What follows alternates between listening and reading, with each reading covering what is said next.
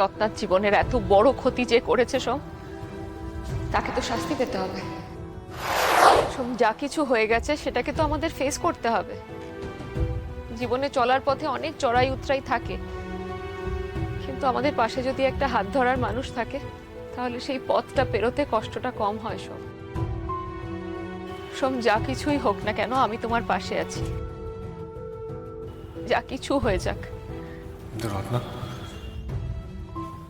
রত্নাকে কি করে মুখ দেখাবো বলতো? কি করে চোখে চোখ রাখবো বলতে পারো? রত্নার জীবনের এত বড় ক্ষতি যে করেছে সোম, তাকে তো শাস্তি পেতে হবে। সে যেই হোক না কেন, আমি তোমাকে কথা দিচ্ছি সে শাস্তি পাবে, পাবে। আজই ডাউনলোড করুন আর এনজয় করুন আপনার পছন্দের শো।